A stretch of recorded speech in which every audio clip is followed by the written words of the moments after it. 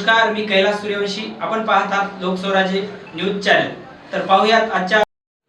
नांदेड येथे अनुसूचित जातीत आरक्षणात वर्गीकरण करण्यात यावे म्हणून सकल मातंग समाजाच्या वतीने व सामूहिक संघटनेच्या वतीनं प्रचंड धरणे आंदोलन करण्यात आले होते. या आंदोलनामध्ये लोकस्वराज्य आंदोलन संघटनेचे प्रदेश अध्यक्ष रावसाहेब दादा पवार यांनी आपले मनोगत व्यक्त केलेले आहे. तरी या प्रचंड धरणे आंदोलनामध्ये नांदेड जिल्ह्यातूनच नव्हे तर संपूर्ण जिल्ह्यातून इतर जिल्ह्यातून सुद्धा प्रचंड प्रमाणात समाज बांधव उपस्थित होते.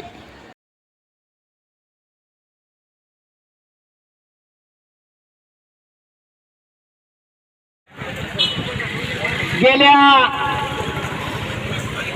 30-35 वर्षापासून महाराष्ट्रामध्ये लढली जात आहे. ते गोखले साहेबापासून आजपर्यंत ही लढाई चालू आहे. या लढाईला पुढे घेऊन जाणारे अनेक महाराष्ट्रामध्ये समर्पित भावनेने काम करणाऱ्या सर्व नेते मंडळी, कार्यकर्ते यांनी अतिशय तनमन धनानं ही अनुसूचित जातीची निर्मिती झाली. त्या अभ्यास आयोगाने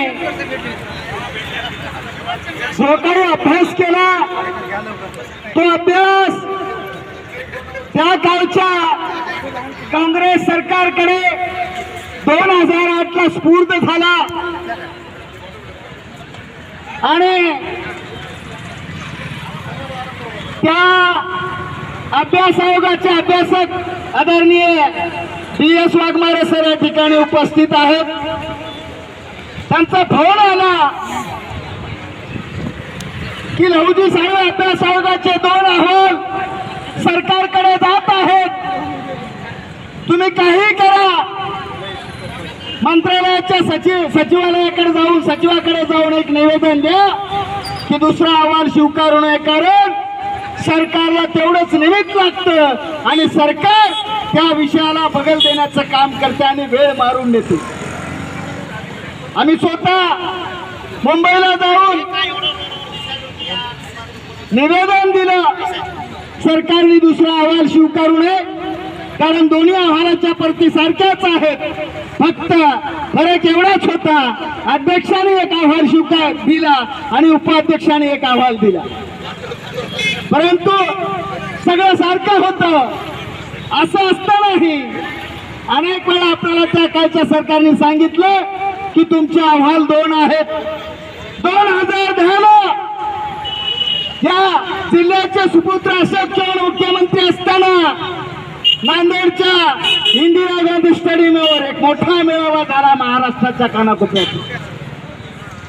त्याही कार्यक्रमामध्ये आपण सगळेजण म्हणत होतो आपले मुख्यमंत्री आहेत ते आता आरक्षण देणार आहेत. त्याही मेळाव्यामध्ये अशोक चव्हाणांनी फक्त त्या विषयावर एकच वाक्य बोलले की तुमचे अहवाल 2 आहेत. तीच परिस्थिती लहुजी साहेब अभ्यास झाली.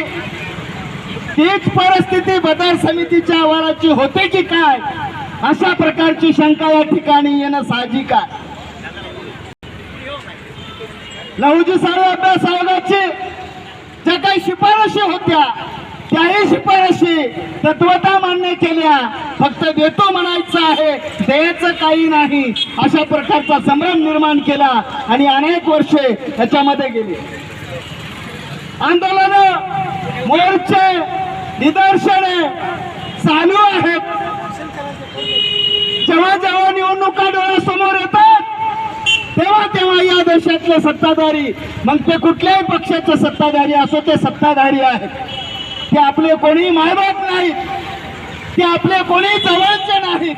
ही गोष्ट आपण सगळ्यांनी समजून घेतली पाहिजे, कारण या सरकारला किंवा सत्तेत काम करणाऱ्या सत्ताधाऱ्यांना, विरोधकांना किंवा पक्षातल्या पुढाऱ्यांना किंवा नेत्यांना बेरजेचं राजकारण करायचं असतं. ही गोष्ट सुद्धा आम्हाला अभ्यासक म्हणून, विचारवंत म्हणून ही लक्षात असली पाहिजे.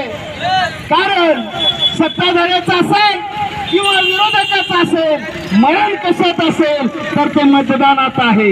याही गोष्टीकडे आपण लक्ष देणं काळाची गरज आहे. अशाच बातम्याच्या अपडेटसाठी लोकस्वराज्य न्यूज चॅनलला सबस्क्राईब करा, शेअर करा आणि लाईक करा.